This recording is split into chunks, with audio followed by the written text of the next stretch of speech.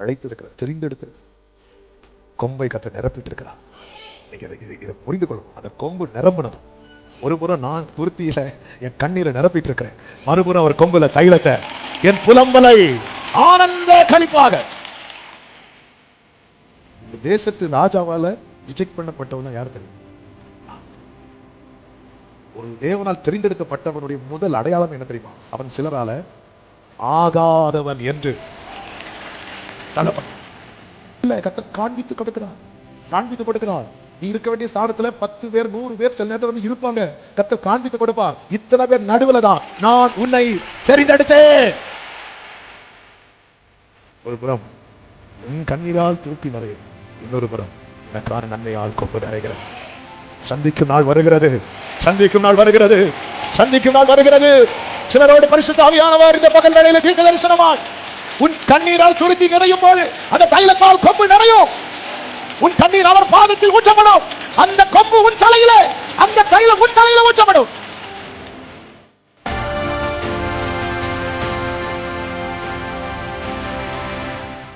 ஆமென். கைகளை உயர்த்தி ஹல்லேலூயா. 20வது சங்கீதத்தை எடுத்துக்கொள்வோம். சங்கீதம் 20, அதனுடைய 6வது வசனத்தை வாசிக்க கேட்கலாம். சங்கீதம் 20:6. கர்த்தர் தாம் அபிஷேகம் பண்ணினவரை ரட்சிக்கிறார் என்பதை இப்பொழுது அறிந்திருக்கிறேன். தமது வலதுகரம் செய்யும் ரட்சிப்பின் வல்லமைகளை காண்பித்து தமது பரிசுத்த வானத்தில் இருந்து அவருடைய ஜெபத்தை கேட்பார். ஹல்லேலூயா. இந்த நாள் பேசும்படி கடந்த நாளிலே ஆவியானவர் சிந்தையிலே கொண்டு வந்து தியானிக்க வைத்த வார்த்தை. இந்த 20வது சங்கீதத்தை பார்க்கும்போது யுத்தத்துக்கு போகிறதுக்கு முன்பதாக தாவீது பாடுகிற பாடல். எங்க ஒரு யுத்தத்துக்கு போறதுக்கு முன்னாடி ராஜாவான தாவீது யுத்தத்துக்கு போகிறதுக்கு முன்பதாக அந்த ராக தலைவனுக்கு இதை எழுதி கொடுத்து இதை பாடு, ஜனங்கள் எல்லாரும் பாடுவாங்க. யுத்தத்துக்கு முன் என்ன ஒரு அருமையான பாடல், என்ன ஒரு அருமையான சங்கீதம். தேவன் தெரிந்தெடுத்து தேவனால் அபிஷேகம் பண்ணப்பட்ட ஒருவனுக்குள்ள என்ன நம்பிக்கை இருக்கிறது தெரியுமா? கர்த்தர் என் கூட இருக்கிறார். தாவீதை தேவன் தெரிந்தெடுத்து அபிஷேகம் பண்ணின காரியம் 1 சாமுவேல் 16வது அதிகாரத்தில் சொல்லப்பட்டிருக்கிறதை பார்க்க முடியும். ஏற்கனவே சவுலை அபிஷேகம் பண்ணி சவுல் ராஜாவாயிராதபடி கர்த்தர் புறக்கணித்ததை எண்ணி சாமுவேல் அழுது கொண்டிருக்கிறான், புலம்பிக் கொண்டிருக்கிறான், துக்கத்தோடு இருக்கிறான். அப்படி துக்கத்தோடு இருக்கும்போது கர்த்தர் சாமுவேலை பார்த்து சொல்லுகிறார், நீ எந்த மட்டும் துக்கித்துக் கொண்டிருப்பாய்? ஆமென். நீ உன் கொம்பை தைலத்தால் நிரப்பிக்கொண்டு வா அப்படிங்கிறார். தைலத்தால் நிரப்பிக்கொண்டு வா. பெத்லகேமியனாகி ஈசாயின் இடத்திற்கு உன்னை அனுப்புவேன். அவன் குமாரில் ஒருவனை நான் ராஜாவாக தெரிந்து கொண்டேன் அப்படிங்கிறார். கொம்பு தைலத்தால நிரப்பியாச்சா? நிரப்ப போறாரா? நிரப்பிக்கொண்டு வானா இன்னும் கொம்பு நிரம்பல்ல. ஆனால் நான் ஈசாயின் குமாரில் ஒருவனை ராஜாவாக தெரிந்து கொள்வேன் சொன்னாரா? கொண்டேன் சொன்னாரா? கொண்டேன். தெரிந்து கொள்ளப்பட்டவன் இப்ப எங்கதான் இருக்கிறான்? தனியா இருக்கிறான். காட்டிலேயோ வனாந்திரத்திலேயோ இருக்கிறான். ஆடு மேய்த்து கொண்டிருக்கிறான். ஏன் இவன் தனியா இருக்கிறான்? ஏன் இவன் ஆடு மேய்ச்சிட்டு இருக்கிறான்? இவன் தெரிந்து கொள்ளப்பட்டவன் அல்லவா? அப்ப ஏன் இவன் வாழ்க்கையில் இந்த தனிமை? ஏன் இவன் வாழ்க்கையில் இந்த போராட்டம்? ஏன்னு சொல்லவா? இன்னும் கொம்புல தைலம் நிரப்பப்படவில்லை. ஆனால் நீ தெரிந்து கொள்ளப்பட்டவன். ஆனால் அந்த நேரம் வரும்போது உனக்கான கொம்புல அந்த தைலம் நிரப்பப்படும்.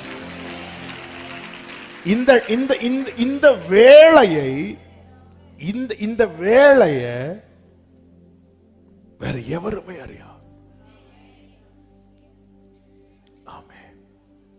ஆண்டவருக்கு இந்த ரெக்கமெண்டேஷன்லாம் பிடிக்காது. நான் தெரிந்து கொள்ளப்பட்டவன் எங்க இருக்கிறான்? அவங்க அப்பாட்ட போய் கேட்கலாமா, தெரிந்து கொள்ளப்பட்டவன் எங்க இருக்கிறான்? அவன் தெரிந்து கொள்ளப்பட்டவனா? அப்படி கேட்டா நம்மள தெரிந்து கொள்ளப்பட்டவங்க லிஸ்ட்லயே சேர்க்க மாட்டாங்க. இது 7 பேரை முன்னாக கொண்டு வந்து நிறுத்து, உங்க வேற பிள்ளையே இல்லையா? போய் ரேஷன் கார்டு எடுத்துட்டு வா. இன்னும் ஒருத்தர் இருக்கிறான், அவன் எல்லாரிலும் இளையவன், அவன் ஆடு மேய்த்து கொண்டிருக்கிறான். ஆடு மேய்ச்சாலும் சரி, என்ன பண்ணிட்டு இருந்தாலும் சரி, இப்ப அவன் வரணும். ஏன் வரணும்? ஏன்னா அவனுக்கான தைலம் இந்த கொம்புல நிரப்பப்பட்டு விட்டது. ஹalleluya. நீ தெரிந்து கொள்ளப்பட்டவனானால்,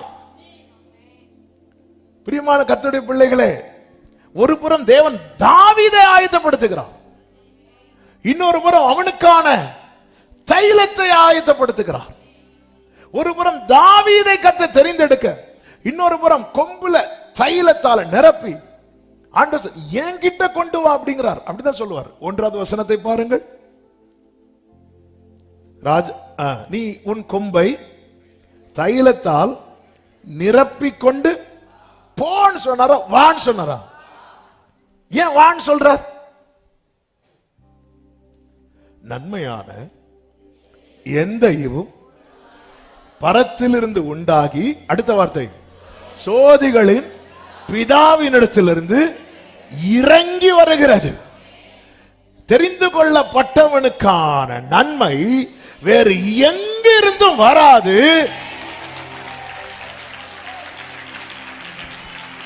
தெரிந்து கொள்ளப்பட்டவனுக்கா.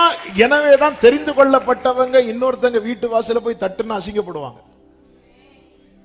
7 ஆமென் வருது. ஆமென். அவங்க இவங்களை போய் பார்த்தாங்க நடந்துட்டு, இவங்க அவங்கள போய் பார்த்தாங்க நடந்துட்டு. ஆனா நீங்க போய் பார்த்தா நீங்க தான் நடக்கணும். தெரிந்து கொள்ள, அதனாலதான் தெரிந்து கொள்ள, அவங்களே வந்து சொல்லுவாங்க, நாங்க எத்தனையோ பேருக்கு இது ட்ரை பண்ணி கொடுத்து நடந்துட்டு, உங்களுக்கு மட்டும். ஆமென்.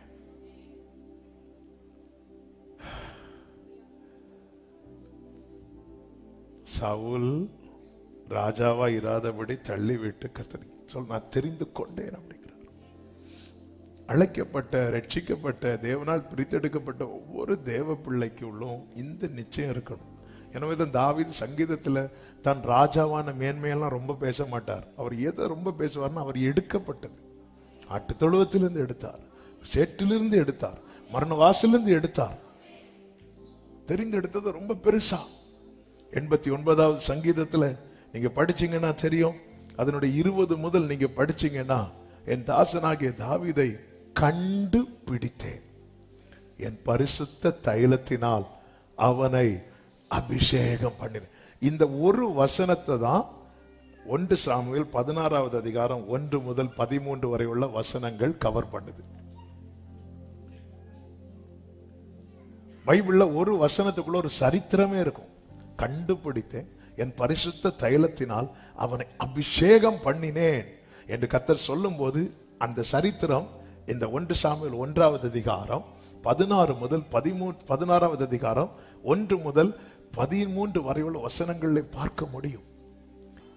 1 சாமுவேல் 17வது அதிகாரத்தில் தாவீது அப்படித்தானே கோலியாத்தோடு அறிக்கையிடுவான். 45வது வசனம் முதல் வாசியுங்கள்.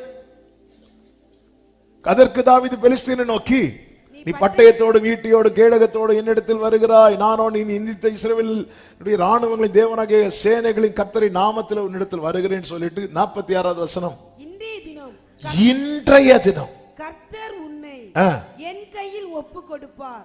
இன்றைக்கு, டுடே அப்படிங்கிறார். ஆமென்.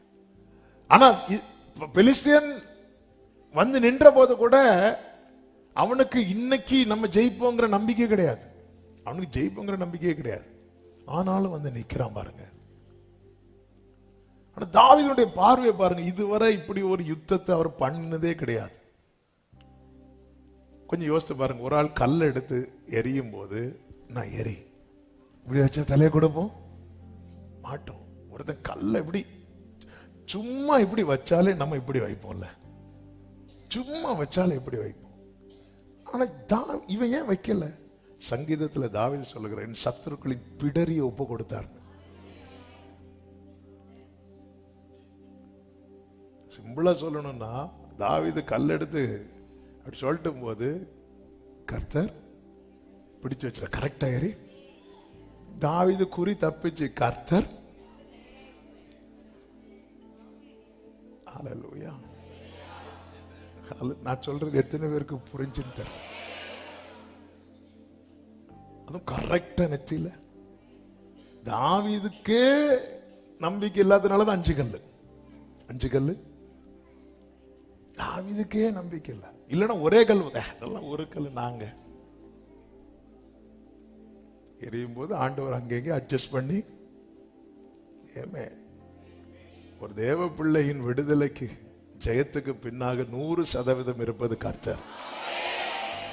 அதனாலதான் தாவீது சொல்லுகிறார், சிலர் ரதங்களை குறித்தும் சிலர் குதிரைகளை குறித்தும் மேன்மை பாராட்டுகிறார்கள், நாங்களோ எங்கள் தேவனாகிய கர்த்தருடைய நாமத்தை குறித்து மேன்மை பாராட்டுவோம். அவர்கள் முறிந்து விழுந்தார்கள், நாங்கள் நிமிர்ந்து.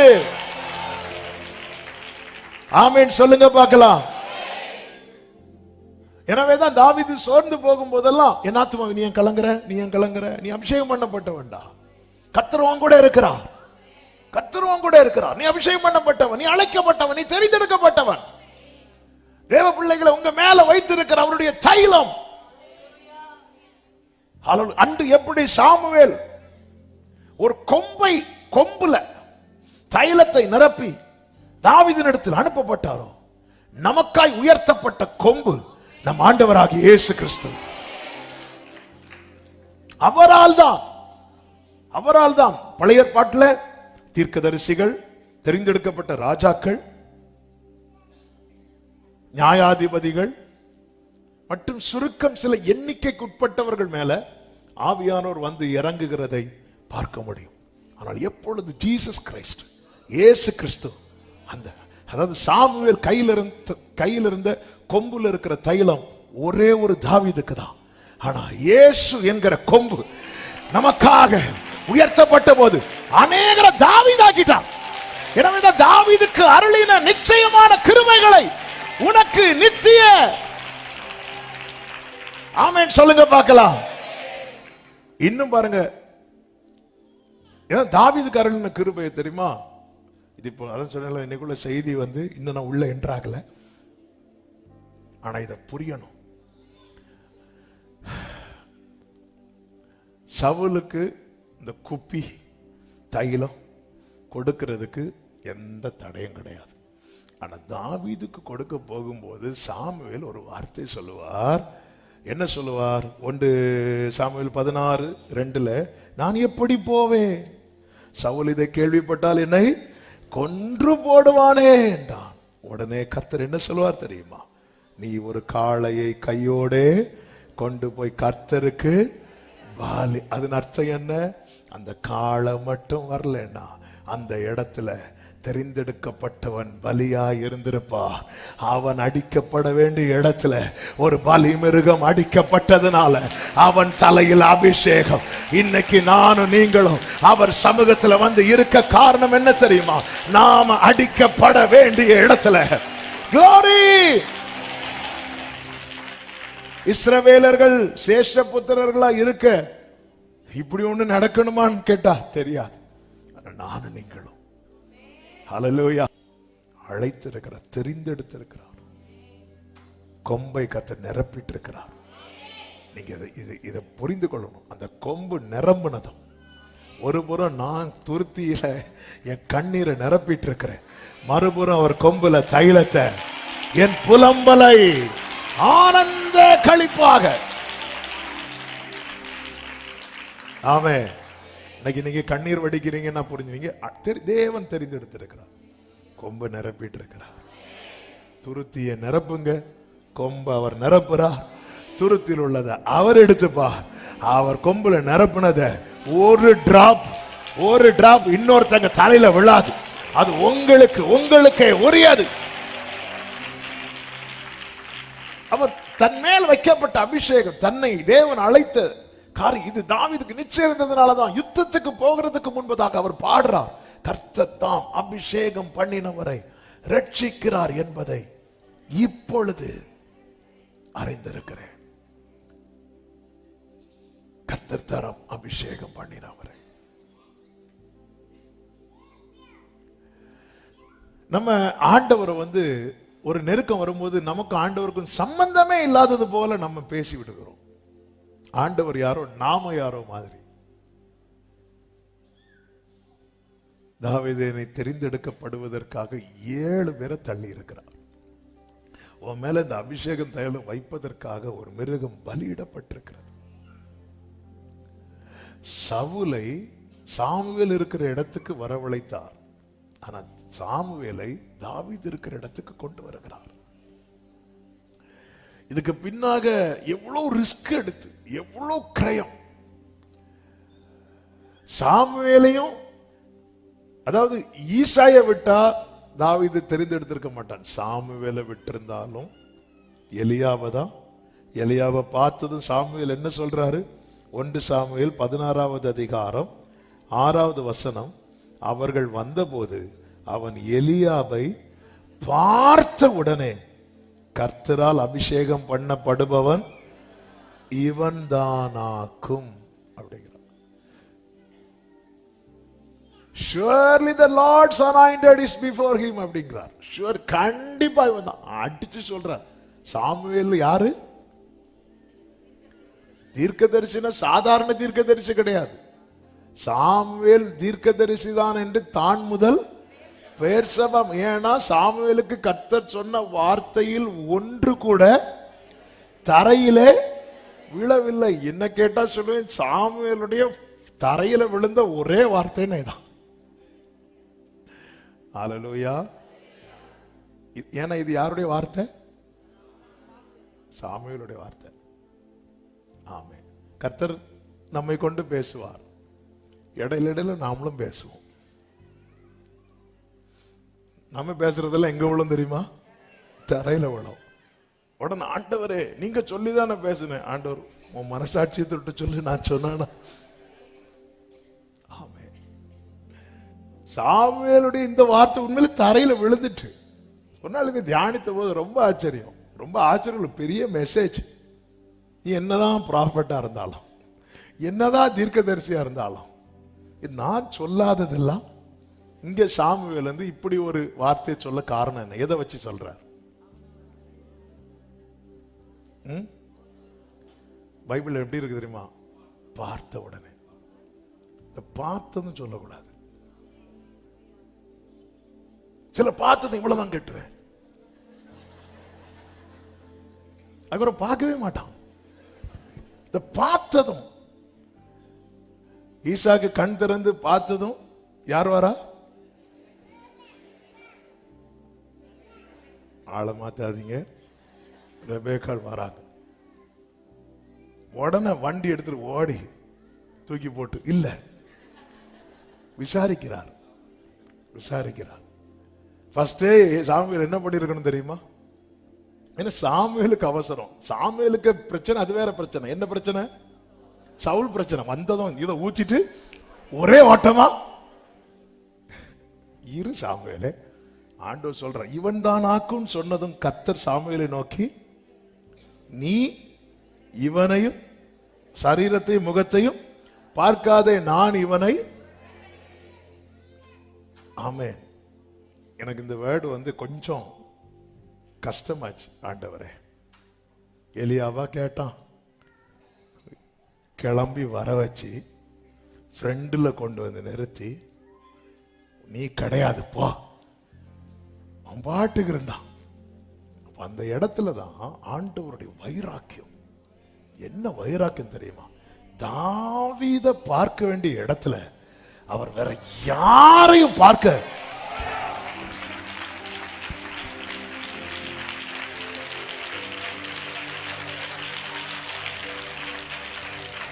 இப்படி அபிஷேகித்திருக்கும் போது தாவீதுக்கு எப்படிங்க சொல்லாம இருக்க முடியும்? ஹல்லேலூயா. ஆண்டவர் உங்களை விட மற்ற எல்லாரையும் கம்பேர் பண்ணும்போது இந்த சவுல் ராணுவத்துக்கு ஆளை தெரிந்தெடுக்கிறது யாரு? 1 சாமுவேல் 14வது அதிகாரம் 52வது வசனத்தில் என்ன சொல்லப்பட்டிருக்கிறது? சவுல் இருந்த நாளெல்லாம் பெலிஸ்தியரின் மேல் கடினமான யுத்தம் நடந்தது. சவுல் ஒரு பராக்கிரமசாலியாகிலும் ஒரு பலசாலியாகிலும் காணும்போது அவர்கள் எல்லாரையும் தன்னிடமாய், அவர் ராணுவத்துக்கு ஆளை செலக்ட் பண்றது யாரு? எப்படி செலக்ட் பண்றாரு? ஒன்று, அவன் பராக்கிரமசாலியா இருக்கணும், எல்லாத்தையும் செய்யலாம் அப்படிங்கிற ஒரு நிலையில இருக்கணும். ரெண்டாவது, அவன் எப்படி இருக்கணும்? பலசாலியா இருக்கணும். இப்படிப்பட்டவங்க தான் சவுலின் ராணுவத்தில் இருக்கிறாங்க. அப்ப கேட்கலாம், அப்ப ஏன் கோலியாத்தை பார்த்தது ஓடினாங்க? ஏன் கோலியாத்தை பார்த்தது ஓடினாங்கன்னு அவங்க கையில என்ன இல்லை? பட்டயம் கிடையாது. அது பெலிஸ்தருடைய தந்திரம். பட்டையெல்லாம் ஆக்கிரணும். என் வாழ்க்கையில ஜபம் இருக்கக்கூடாது, விசுவாசம் இருக்கக்கூடாது. ஆனா பயங்கர பராக்கிரமசாலியா இருப்போம். நாங்கள் 25 வருஷம் கிறிஸ்தவர்கள், பயங்கர பராக்கிரமசாலி. நாங்களும் 4 தலைமுறைக்கு நாங்களும் வந்து நின்னா தெரியும்ல, தெரியும். அதனாலதான் ஆண்டவர் வராமலே இருக்கிறார். அப்படி கேட்க தோணும் சில நேரத்தில். பராக்கிரமசாலியாவது பலசாலி, ஆனா கையில் என்ன கிடையாது? ஒரு வசனம் தெரியாது. ஆனா கிளம்பி வந்துடுது சர்ச்சில். ஆண்டவர் என்ன சொன்னார்? ஆண்டவர் ஏதாவது சொல்லியிருப்பார். ஒரு பட்டயம் கிடையாது, ஒண்ணும் கிடையாது. அப்ப சவுல் இந்த ஈசாயின் குமாரர்ல தெரிந்தெடுக்கும் போது தாவீதை ரிஜெக்ட் பண்ணிட்டாரு. அந்த தேசத்து ராஜாவால ரிஜெக்ட் பண்ணப்பட்டவன் தான் யாரு தெரியுமா? தாவீது. ஒரு தேவனால் தெரிந்தெடுக்கப்பட்டவனுடைய முதல் அடையாளம் என்ன தெரியுமா? அவன் சிலரால ஆகாதவன் என்று தள்ளப்படுவான்.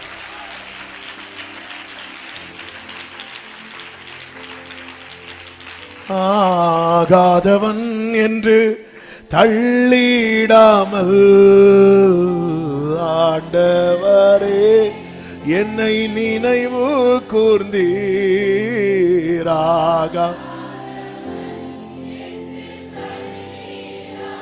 க்ளோரி ஆண்டவரே,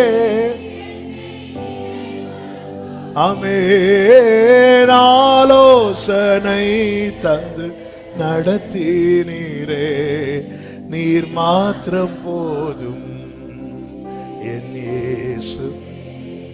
தேவனால் தெரிந்தெடுக்கப்பட்டு அபிஷேகம் தெரிந்தெடுக்கப்பட்டவனுக்கு உடனே அபிஷேகத்தை வைத்தாரா? இல்ல, அவனை ப்ரிப்பேர் பண்ணுகிறார். அதை கண்டுபிடித்தேன். எப்ப அவர் பார்வையில் ஒருத்தன் வருகிறானோ, கண்டுபிடித்தேன்னு அர்த்தம் என்ன? அவன் தள்ளி நிற்கிறான். கர்த்தருடைய கண்டுபிடித்தேன் அப்படிங்கிறார். அதான் பார்வைக்குள்ள வரணும். பார்வைக்குள்ள வரணும், அவருடைய சமூகத்தில் திரும்பணும். அதான் உண்மையான மனம் திரும்புதல். மனம் திரும்புதல். சாமுவேல் எப்படியாவது இந்த தைல கொம்பு அபிஷேகத்தை ஊற்றிட்டு ஓடிடலாங்கிறார். கர்த்தர் விடல. அப்ப எலியாம் கிட்ட என்ன குறை இருக்கு? ஒரு குறை கிடையாது. ஆனா ஏன் ஆண்டவரே அவனை நான் புறக்கணித்தேன் அப்படிங்கிறீங்க? என்ன வேர்டு ஆண்டவர்? அவன் இல்லப்பா, அவன் இல்ல, இது அப்படி சொல்ல வேண்டியது தானே. நீங்க ஏன் ஆண்டவரே? அப்பதான் தேவனுடைய வைராக்கியம். சில காரியத்துக்காக ஆண்டவர் வைராக்கியம் பாராட்டுறார் பாருங்க. அந்த இடத்துல தான் நம்ம ஜெயிச்சுட்டே இருக்கிறோம். அதுலதான் நம்ம நின்றுட்டே இருக்கிறோம். இல்லைன்னா ஒண்ணுமே கிடையாது. அதனாலதான் இதுக்கு பேர் தான் கிருபை. லக்குன்னா என்ன தெரியுமா? லக்குக்கும் கிருபைக்கு வித்தியாசம் என்ன தெரியுமா? இந்த இடத்துல இப்ப தாவீது இல்ல. தாவீது தான் ஆக்சுவலா தெரிந்து கொள்ளப்பட வேண்டிய. ஆனா தாவீது என்ன பண்ணல? இன்டர்வியூல போறாங்க. உண்மையிலேயே நம்ம விட தகுதியுள்ள ஒருத்தங்க வந்திருந்தா நமக்கு கிடைக்காது. ஆனா அவங்க வரல, நாம போற நமக்கு கிடைச்சது. அந்த நபர் மட்டும் வந்திருந்தா இது பேர் லக்கு. ஏன்னா அவங்க என்ன பண்ணல? வரல. தாவீதுக்கு கிடைச்சது லக்ல இல்லை. மீதி எல்லாரும் யுத்தத்துக்கு போகும்போது எப்படி இதுக்கு அடுத்த அதிகாரத்துல வந்திருக்கலாம்ல. அடுத்த அதிகாரத்துல இவங்க எல்லாம் எங்க போயிட்டாங்க? யுத்தத்துக்கு போயிட்டாங்க. அப்போ வேற யார் மட்டும் தான் இருந்திருப்பா? தாவீது மட்டும் தான் இருந்திருப்பா. அடுத்த அதிகாரத்துல வர வைக்கலாம்ல. இல்ல, கர்த்தர் காண்பித்து கொடுக்கிறார். காண்பித்து கொடுக்கிறார். நீ இருக்க வேண்டிய ஸ்தானத்துல 10 பேர் 100 பேர் சில நேரத்தில் வந்து இருப்பாங்க. கர்த்தர் காண்பித்து கொடுப்பார். இத்தனை பேர் நடுவுல தான் நான் உன்னை தெரிந்தெடுத்தேன்.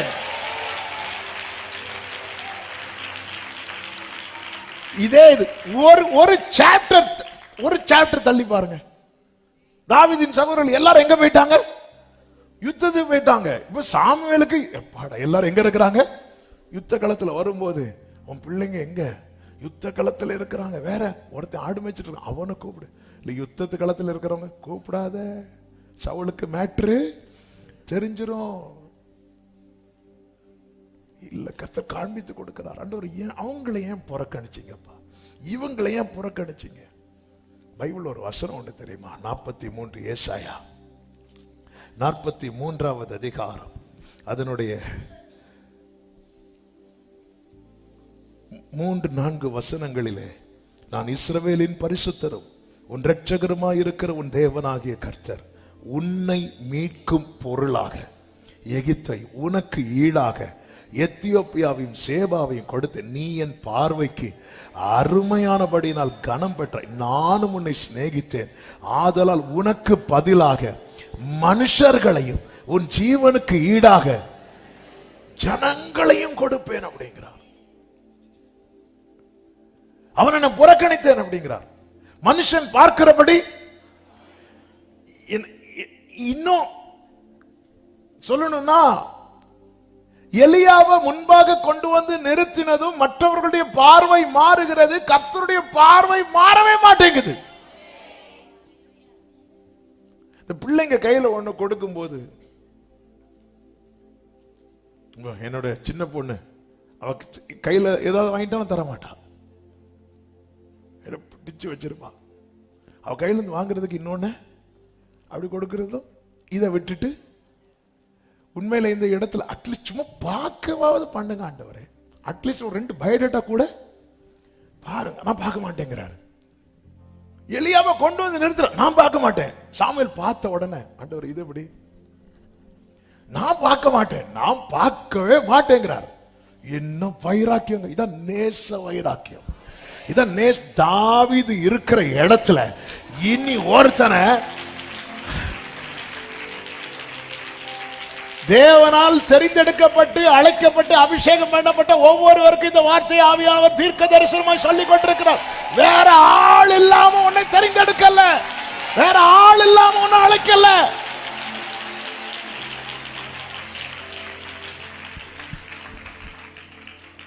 ஹல்லேலூயா, ஹல்லேலூயா. கைகளை உயர்த்தி ஆமென் சொல்லுங்க பார்க்கலாம். வேற ஆள் இல்லாம இல்ல. ஆமே, நம்ம எல்லாம் லக்ல வந்தவங்க கிடையாது. ஹல்லேலூயா. நம்ம எல்லாம் சர்ச்சுக்கு மலைக்கு ஒதுங்கினவங்க கிடையாது. ஹல்லேலூயா. அன்பின் கயிற்றால கட்டி இழுத்து வரப்பட்டவர்கள். நல்ல கையை தட்டி ஆமே, கர்த்தர் தாம் அபிஷேகம் பண்ணினவனை ரட்சிக்கிறார் என்பதை இப்பொழுது அறிந்திருக்கிறேன். ஆமென் சொல்லுங்க பார்க்கலாம். ஹல்லேலூயா. எனவே தான் தாவீதுக்கு அந்த நிச்சயம் இருக்கிறது. உம்மாலே நான் ஒரு சேனைக்குள் பாய்வேன், கர்த்தரனை ரட்சிப்பார். துதிக்கு பாத்திரராகிய கர்த்தரை நோக்கி கூப்பிடுவேன். என்ன துதிக்கு பாத்திரராகிய கர்த்தரை நோக்கி கூப்பிடுவேன் அர்த்தம்? நான் துதிச்சுட்டே இருப்பேன். துதிச்சுட்டே இருக்கும்போது எனக்கு இன்ஃபர்மேஷன் வருது, யுத்தம் வந்துட்டு. ஆண்டவரே நீர் நல்லவர், நீர் சர்வ வல்லவர் துதிச்சிட்டு இருக்கும் போது நியூஸ் வருது. நியூஸ் வந்து ஆண்டவரே விட்டுறாதீங்கப்பா, போறேன்ப்பா, ஆமென், காப்பாத்துங்கப்பா, ஒத்தாசை அனுப்புங்க, கைவிட்டுறாதீங்க. துதிக்கு பாத்திரராகிய கர்த்தரை நோக்கி கூப்பிடு. துதிச்சுட்டே இருக்கும்போது தான் சில நேரத்தில் நல்லா ஆராதிச்சுட்டு இருக்கும்போது, அந்த பிரசனத்திலே இருக்கும்போது சில செய்திகள் வரும்போது உடனே அப்படியே நோக்கி கூப்பிடணும். அவர் கேட்பார். ஹல்லேலூயா. அபிஷேகம் பண்ணப்பட்டவனை கர்த்தர் ரட்சிக்கிறார். அவர் எப்படி ரட்சிக்கிறார் என்று ஆபகுக் 3வது அதிகாரத்தில் இதை படித்து நாம் ஜெபிக்க போகிறோம். 3வது அதிகாரம் அதனுடைய 13வது வசனம் முதல் நீங்கள் பார்த்தீர்கள் என்றால், உமது ஜனத்தின் ரட்சிப்புக்காகவும் நீர் அபிஷேகம் பண்ணுவித்தவனின் ரட்சிப்புக்காகவுமே நீர் புறப்பட்டீர் என்று சொல்லப்பட்டிருக்கிறது. உமது ஜனத்தின் ரட்சிப்புக்காக. தேவன் புறப்படுவது நமக்காக மட்டும். அதனால அவனுடைய ரட்சிப்புக்காகவுமே, அதாவது ஆண்டவர் இந்த பூமியில எதற்காக வந்தார்? பாவிகளை ரட்சிக்க. வந்த இடத்துல கர்த்தர் தண்ணீரை எதுவா மாத்துறார்? கர்த்தர் தண்ணீரை திராட்சை ரசமா மாற்றவா வந்தார்? இல்ல, தம்முடைய ரத்தத்தை ரசமாக்க வந்தார். ஆமே. அதுதான் அதுக்கு இயேசு வந்ததே அதுக்கு தான். தம்முடைய ரத்தத்தை, இதோ இது உங்களுக்காக சிந்தப்படுகிற என்னுடைய ரத்தமாக இருக்கிறது. தம்முடைய ரத்தத்தை ரசமாக்க வந்தார். தம்முடைய ஜீவனை அப்பமாக்க வந்தார். அவர் அப்பத்தை பெருக பண்ணி கொடுக்கிறார். இதெல்லாம் இதுக்காக அவர் வரல, ஆனா அதுக்காக வரல, ஆனா அதெல்லாம் செய்தாரு. எதுக்காக வரலையோ அதே செய்வார்னா, எதுக்காக வந்தாரோ அதை செய்யாம இருப்பாரா? உமது ஜனத்தின் ரட்சிப்புக்காகவும் நீர் அபிஷேகம் பண்ணுவித்தவனின் ரட்சிப்புக்காகவுமே நீர் புறப்பட்டீர். கர்த்தர் எழுந்தருளுவார், கர்த்தர் புறப்படுவார். ஆமீன் சொல்லுங்க பார்க்கலாம். கழுத்தளவாய் அஸ்திபாரத்தை திறப்பாக்கி துஷ்டனுடைய வீட்டில் இருந்த தலைவனை வெட்டினீர். 15வது வசனம், திரளான தண்ணீர் குவியலாகிய சமுத்திரத்துக்குள் உமது குதிரைகளோட நடந்து போனீர். இஸ்ரவேலருக்கு என்ன கிடையாது? எகிப்திலிருந்து வரும்போது குதிரைகள் கிடையாது, ரதங்கள் கிடையாது. ஆனா ஆபகுக்க வச்சு எழுதுறாரு, உள்ள அவங்க சும்மா போகல, அவர் தமது குதிரைகளோட. ஆமென். அவர் நடந்து போறார். அதனாலதான் ஆண்டவர் சொன்னார், என் சமூகம் உனக்கு. ஆண்டவர் புறப்பட்டதை உன்னை ரட்சிப்பதற்காக. இந்த வெளிச்சம் இருந்ததுனால ஒவ்வொரு யுத்தத்துக்கு முன்னாடி பல பிரச்சனைகளை நாம் சந்தித்து தாண்டி வந்திருக்கிறோம். சில பிரச்சனையில இருந்து கொண்டிருக்கிறோம், சில பிரச்சனைகளை சந்திக்க போகிறோம். நம்முடைய வாழ்க்கை என்பதே சாயங்காலம் விடியற்காலம் ஆகி ஒரு நாள் ஆகும். தேவன் அதை நல்லது என்று கண்டார். மாலையிலே அழுகை, காலையிலே களைப்பு. இதுதாங்க லைஃப், இதுதான் லைஃப். நம்ம சிலருக்கு லைஃபை பார்த்து என்ன வாழ்க்கை நினைக்கிறோம்ல, அவங்க அந்தரங்க நமக்கு தெரியாததுனால நிறைய அழுகை இருக்கும், நிறைய அழுறவங்க. சில பாருங்க, சில காரியத்துக்கு அழமாட்டாங்க. அப்ப நமக்கு தோணும் இவங்களுக்கெல்லாம் ஒரு ஃபீலிங்ஸும் இல்லைன்னு. ஆனா ஏன் அழமாட்டாங்கன்னு, அவங்க நிறைய வாழ்க்கையில அழுது அழுது அழுது அழுது அழுது அழுது அழுது அழுது. இப்போ இந்த ஃபர்ஸ்ட் பெஞ்சில் இருக்கிறவங்க ஹோம்ஒர்க் செய்யலைன்னா பதறுவாங்க. லாஸ்ட் பெஞ்சில் இருக்கிறவங்க பாருங்க, தெரியாம செஞ்சுட்டு வந்துட்டேனே, அப்படிதான் ஃபீல் பண்ணுவாங்க. ஐயோ இன்னைக்கு சின்ன பிள்ளைங்க இன்னைக்கு ஐயோ சார் அடிப்பாரு. ஃபர்ஸ்ட் பெஞ்சில் இருக்கவங்க அப்படிப்பாங்க, லாஸ்ட் பெஞ்சில் இருக்கவங்க அப்படிப்பாங்க. ஏன்னா அவங்களுக்கு பழகிடுச்சு. கரெக்ட், பழகிடுச்சு. இங்க நிறைய லாஸ்ட் பெஞ்ச் இருக்கிறீங்க. இவங்க இதுக்கெல்லாம் உனக்கெல்லாம் கொஞ்சம் கூட இதே இல்லையா? அழுகையா? எத்தனை கூட அழுதுருப்போம் தெரியுமா? ஆமென், ஹல்லேலூயா, ஆமென். தேவ பிள்ளைகள் புரிந்து கொள்ள வேண்டும். பிரச்சனை, போராட்டங்கள், நெருக்கங்கள் வரும்போது இந்த ஒரு வார்த்தையை சொல்ல வைக்கிறதுக்காக தான் ஆவியானவர் இவ்வளவு பேசினார். நீ எங்க இருந்த? இன்னைக்கு நீ எங்க இருக்கிற? நான் எங்கேயோ இருந்தேன், இன்னைக்கு நான் அப்ப பாதத்தில் இருக்கிறேன். அப்போ நீ தைரியமா சொல்லு, கர்த்தர் தாம் அபிஷேகம் பண்ணினவனை ரட்சிக்கிறார் என்பதை இப்பொழுது அறிந்திருக்க.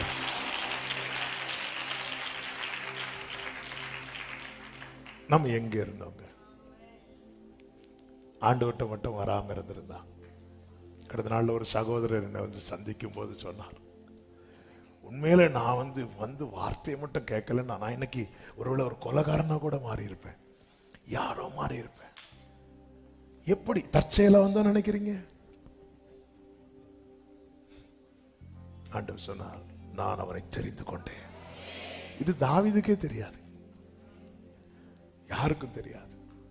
முன்னமே கண்டார். நீ ஒதுக்கப்பட்டது அவருக்கு தெரியும், நீ ஏமாற்றப்பட்டது அவருக்கு தெரியும், நீ கைவிடப்பட்டது அவருக்கு தெரியும், நீ தள்ளப்பட்டது அவருக்கு தெரியும். ஹல்லேலூயா. ஒரு புறம் உன் கண்ணீரால் துருத்தி நிறைய, இன்னொரு புறம் உனக்கான நன்மையால் கொம்பு நிறைகிறது. சந்திக்கும் நாள் வருகிறது, சந்திக்கும் நாள் வருகிறது, சந்திக்கும் நாள் வருகிறது. சிலரோடு பரிசுத்த ஆவியானவர் இந்த பகல் வேளையில தீர்க்க தரிசனமாய் உன் கண்ணீரால் துருத்தி நிறையும் போது அந்த தைலத்தால் கொம்பு நிறையும். உன் கண்ணீர் அவர் பாதத்தில் ஊற்றப்படும். அந்த கொம்பு உன் தலையிலே, அந்த தைலம் உன் தலையில ஊற்றப்படும். ஆமென், ஹல்லேலூயா. எல்லாரும் வலது கரத்தை உயர்த்தி இந்த வார்த்தை அறிக்கை பண்ணி சுதந்திரிக்கு. என் கண்ணீர் அவர் பாதத்தை நினைக்கும், அவர் தைலம் என் தலையை நினைக்கும். என் கண்ணீர் அவர் பாதத்தை நினைக்கும், அவர் தைலம் என் தலையை நினைக்கும். சத்தமாய் ஆமென் சொல்லுங்க. Hallelujah. Thank you Holy Spirit. ஆமென். அந்த கொம்பு நிரம்பிட்டே இருக்கு, நிரம்பிட்டே இருக்கு. அதுக்கு இடையில எத்தனை சிங்கம் வந்தாலும் நீ தான் ஜெயிப்ப, எத்தனை கரடி வந்தாலும் நீ தான் ஜெயிப்ப, எத்தனை கோலியாத் வந்தாலும் நீ தான் ஜெயிப்ப. கர்த்தர் தாம் அபிஷேகம் பண்ணினவனை ரட்சிக்கிறார் என்பதை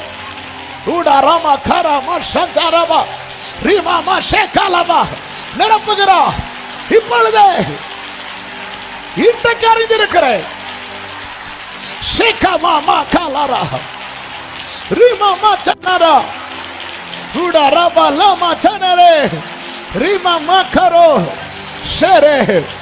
அபிஷேகம் பெற்ற அந்நிய பாஷையில வாய்களை திறந்து துதியுங்கள். துதிக்கு பாத்திரரை நோக்கி கூப்பிடுங்கள்.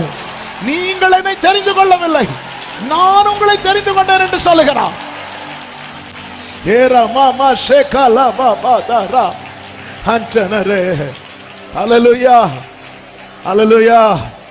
பல பிரச்சனைகள் நடுவுல ஒரு சின்ன கேப்ல வந்து உட்கார்ந்து இருக்கிற சில உள்ளங்கள் உண்டு. நீங்க போகும்போதே சொல்லிட்டு போங்க, கர்த்தர் தாம் அபிஷேகம் பண்ணினவனை ரட்சிக்கிறார் என்பதை இப்பொழுது அறிந்திருக்கிறேன், இப்பொழுது அறிந்திருக்கிறேன். ஆமென், ஆமென். உங்களுக்கு அது சாட்சியா நிறுத்துவார், சாட்சியா நிறுத்துவார். அந்த வசனத்தை ஒரு விசை கூட வாசித்து நாம ஜெபிக்கலாம். சங்கீதம் 20:6. கர்த்தர் தாம் அபிஷேகம். எல்லாரும் சேர்ந்து சத்தமாய் வாசிக்கலாம். எடுக்கிறவங்க பைபிள் பாருங்க, எடுக்காதவங்க ஸ்கிரீனை பாருங்க. சத்தமா இப்ப எல்லாரும் ஆன்லைன்ல பாக்குற அன்பு உள்ளங்கள் எல்லாரும் சேர்ந்து வாய்களை திறந்து சத்தமாய் ஆமென் வாசிக்க போகிறோம். வாசிக்கலாமா? கர்த்தர் தாம் அபிஷேகம் பண்ணினவரை ரட்சிக்கிறார் என்பதை இப்பொழுது அறிந்திருக்கிறேன். தமது வலது கரம் செய்யும் ரட்சிப்பின் வல்லமைகளை காண்பித்து தமது பரிசுத்த வானத்திலிருந்து அவருடைய விண்ணப்பத்துக்கு பதில் அருளுவார். எப்படி ரட்சிப்பாரா? விண்ணப்பத்தை கேட்டு வல்லமையை காண்பிப்பார். வல்லம் அதான் அவருடைய வலது கை செய்யும் ரட்சிப்பின் வல்லமைகளை. அப்ப எப்படி ரட்சிப்பார்? அது அவருடைய கை செய்யும். கர்த்தருக்கு சித்தமானால் இந்த செய்தி நான் சொன்னேன், இன்னும் நான் செய்திக்குள்ளேயே போகல. கர்த்தருக்கு சித்தம்னா கர்த்தர் அனுமதிக்கிற ஒரு நாள்ல இதே செய்தி 2ஆம் பகுதி தொடரும். இப்ப நாம ஜெபிக்கலாம். அறிக்கை பண்ணிட்டு போங்க. என் கண்ணீர் அவர் பாதத்துல விழுந்தது போல அவர் தைலம் என் தலையில விழும். காரணம் நான் அவரை அல்ல, அவர் என்னை தெரிந்தெடுத்திருக்கிறார். சத்தம் ஆமென் சொல்லுங்க பார்க்கலாம். எல்லாரும் எழுந்து நிற்கலாமா? எல்லாரும் எழுந்து நிற்கலாமா? ஹalleluya, ஹalleluya, ஹalleluya. கர்த்தர் விடுவிப்பார். ஆமென். அவர் கிருபை, அந்த துதிக்கு பாத்திரரை நாம் புகழ போகிறோம். ஹalleluya. அவர் நல்லவர், அவர் வல்லவர், அவர் கிருபை, அவர் நல்லவர். ஓ அவர் கிருபை என்றும் உள்ளது, தேவ கிருபை என்றும் உள்ளது. அவர் கிருபை, அவரை போற்றி ஹல்லேலூயா என்றார் பரிப்போம். அவரை போற்றி ஹல்லேலூயா என்றார் பரிப்போம். நல்ல கையை தட்டி பாடுவோம்.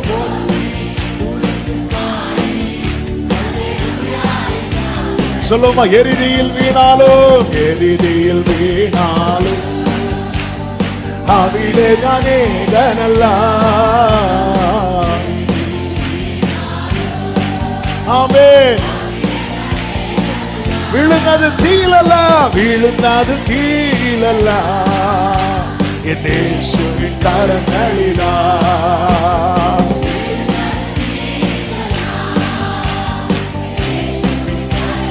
പരീക്ഷ പരീക്ഷ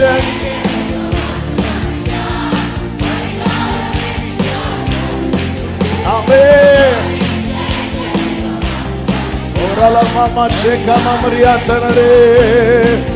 ആമേൻ. എന്തിനെന്ന് ചോദിക്കില്ല ഞാൻ, എന്റെ നന്മയ്ക്കായി അറിയുന്നു ഞാൻ.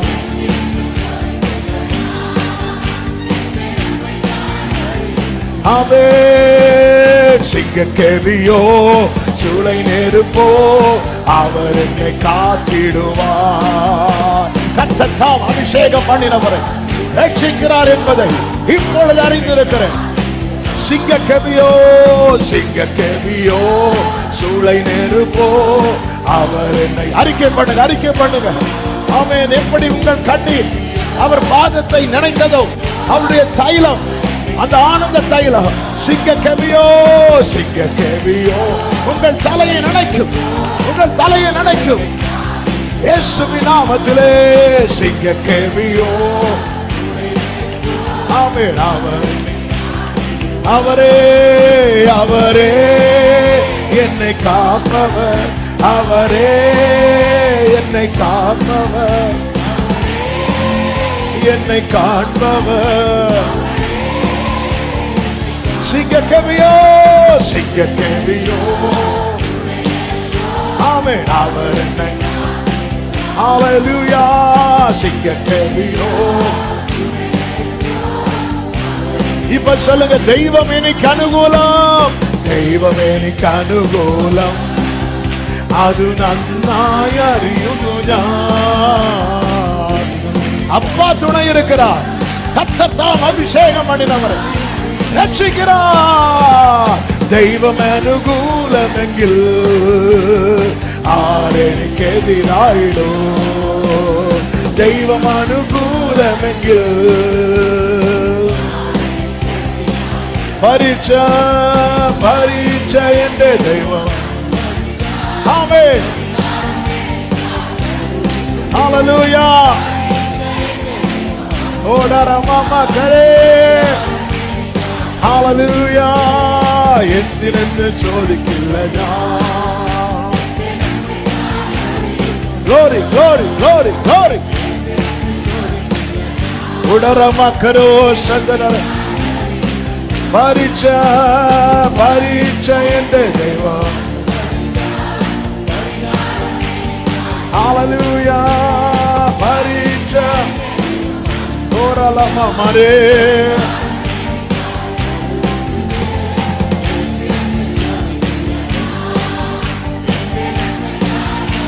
ஹல்லேலூயா.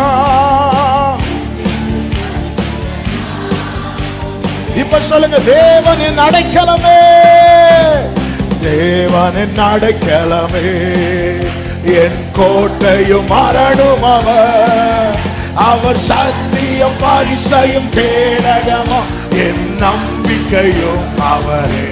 சொல்லுவோம், அவர் சத்தியம் பரிசையும். அவர் சட்டையின் கீழ், அவர் சட்டையின் கீழ் அடைக்கலம் புகவே தம் சிறகுகளால் மூடுவார். அவர் சட்டையின் கீழ். தேவன் உன் அடைக்கலமே, தேவன் உன் அடைக்கலம். ஒரு பொல்லாப்பு ஒரு பொல்லாப்பு உன்னை சேருமோ, ஒரு வாதையும் உன் கூடாரத்தையே அணுகாமலை காத்திடுவார். ஒரு வாதையும் உன் கூடாரத்தையே அணுகாமலை காத்திடுவார்.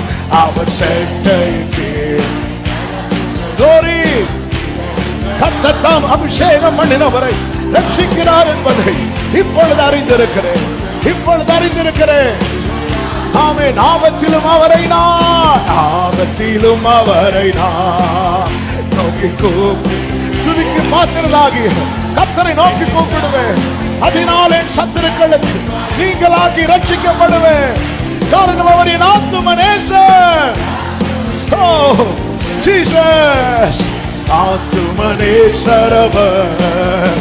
அவர் சேட்டைக்கு அடைக்கலம் புகவே தம் சிறகுகளால் மூடுவார். அவர் சேட்டைக்கு தம் சிறகுகளால் அவர் சட்டை கீழ் அவர்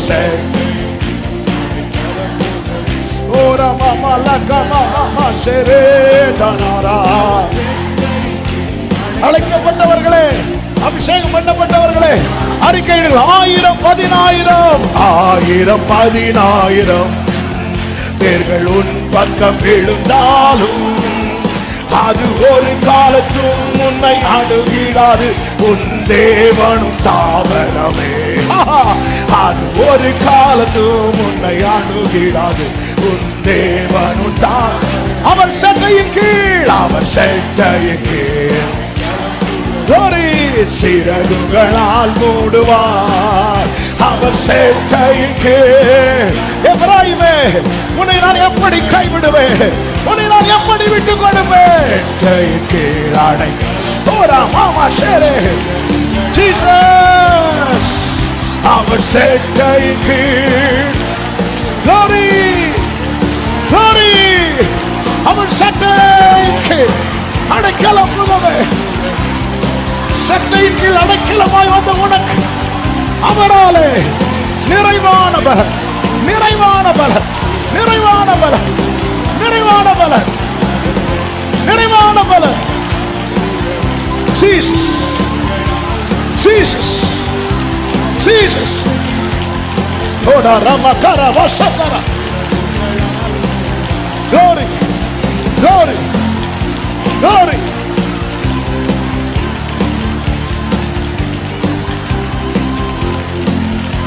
Shaka barata dara. Glory.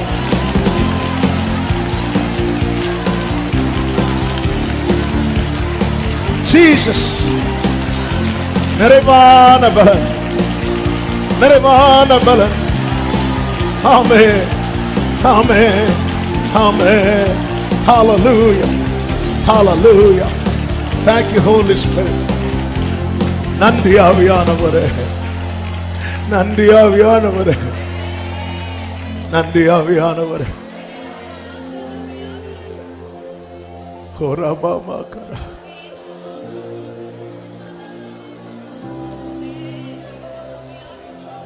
கர்த்தர் தம்முடைய ஜனத்தை தாம் அபிஷேகம் பண்ணுவித்தவனுடைய ரட்சிப்புக்காகவுமே புறப்பட்டிருப்பார், புறப்பட்டிருப்பார்.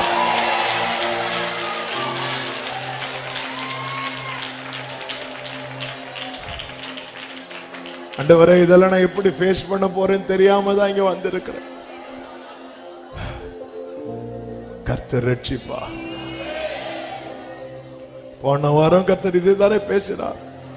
நான் யூதா வம்சத்தாருக்கும் இரக்கம் பண்ணுவேன், வில்லினாலும் பட்டயத்தினாலும் எல்லாம் கிடையாது, அவன் தேவனாகிய கர்த்தராலே.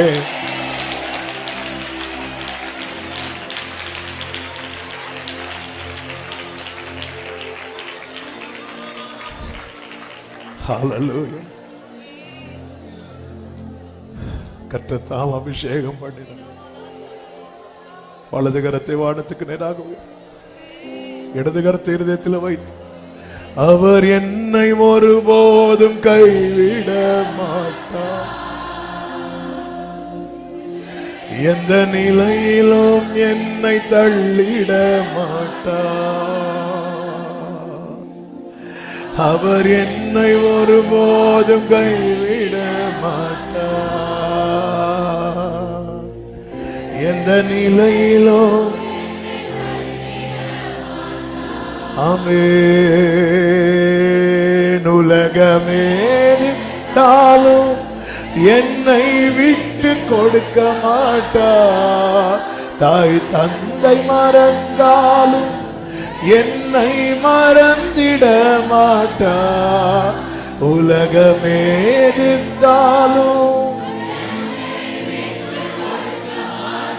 ஆமென். சொல்லுங்க, இயேசு என்னை ஒருபோதும், இயேசு என்னை ஒருபோதும் கைவிட மாட்டார். எந்த நிலையிலும், எந்த நிலையிலும் என்னை காப்பா, உன்னை காப்பா, காத்தவர் காப்பா, இன்றும் இனியும் காத்திடுவார். கலங்காதே மனமே,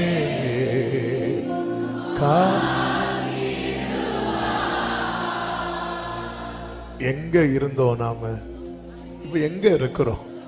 அவர் அல்லவா கொண்டு வந்தா, விட்டுருவாரா?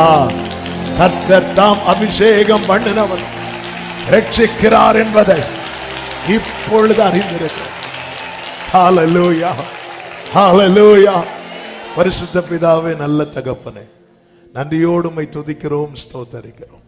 கிருபையாய் உங்க சமூகத்தில் எங்களை அழைத்து கொண்டு வந்து பாட, துதிக்க, ஆராதிக்க, செபிக்க நீர் பாராட்டின எல்லா கிருபைகளுக்காக ஸ்தோத்திரம் ஆண்டவரே. எங்களோடு பேசினீர் அப்பா. எங்களை அழைத்தது, அபிஷேகித்தது நீர். இதுவரை எங்களை விடுவித்து காத்தவர், இனியும் காக்க வல்லவராயிருக்கிறேன். தாவீதை எல்லா நெருக்கத்துக்கும், எல்லா சத்துருக்களுக்கும், எல்லா போராட்டங்களுக்கும் நீங்களாக்கி ரட்சித்தவர் இன்றும் உயிரோடு இருக்கிறேன். எங்களையும் ரட்சித்தீர், ரட்சிக்கிறீர், ரட்சிப்பீர். இந்த நம்பிக்கையில் ஒவ்வொருவரும் முன் செல்ல, ஜெயத்தை காண கர்த்தர் அனுக்கிரகம் செய்தருளும். ஆசீர்வதியும் ஒவ்வொருவரையும் கர்த்தர் அறிவீர். ஆண்டவர் இவர்களை இப்படியே அனுப்பிவிட்டா எங்க வழியில சொந்து போவாங்கன்னு சொல்லி அந்த ஜனங்களை திருப்தியாக்கி அனுப்புனது போல இன்று உம்முடைய பிள்ளைகளோடு பேசியிருக்கிறீங்கிற நம்பிக்கையில இந்த பிள்ளைகளை வாழ்த்தி ஆசீர்வதித்து அனுப்புகிறோம். கிருபை கூடவே இருக்கட்டும். என்னென்ன காரியத்துக்கு குறித்து ஃபேஸ் பண்ண பயந்து இருக்கிறார்களோ அதுல இருந்து எல்லாம் நம்முடைய பிள்ளைகளை விடுவித்து சாட்சி எல்லாரும் சொல்லணும்ப்பா. கர்த்தருடைய நாமத்தை குறித்து மேன்மை பாராட்டுறவங்க முறியாம நிமிர்ந்து நிக்கிறாங்கன்னு அப்படி அவர்கள் சாட்சியாய் மாறுவதாக ஆண்டவர் ஆசீர்வதியும். சமாதானத்தோடு அனுப்பி சாட்சியாய் கொண்டு வரும். எல்லாம் மகிமை, கனம், துதி, ஸ்தோத்திரம் அனைத்தும் ஒருவருக்கு மாத்திரம் செலுத்துகிறோம். இரட்சகர் இயேசுவின் நாமத்தில் பிதாவே, ஆமென். சேர்ந்து சத்தமாய் சொல்லுவோம். என் ஆத்துமாவே கர்த்தரை ஸ்தோத்திரி, முழு உளமே அவருடைய பரிசு நாமத்தை ஸ்தோத்திரி. என் ஆத்துமாவே கர்த்தரை ஸ்தோத்திரி, கர்த்தர் செய்த சகல உபகாரங்களை மறவாதே. ஆமென். நம்முடைய கர்த்தராகிய இயேசு கிறிஸ்துவின் கிருபையும், பிதாவாகிய தேவனுடைய அன்பும், பரிசுத்த ஆவியானவருடைய ஐக்கியமும் சிநேகமும் பாதுகாவலும் நம் அனைவரோடும்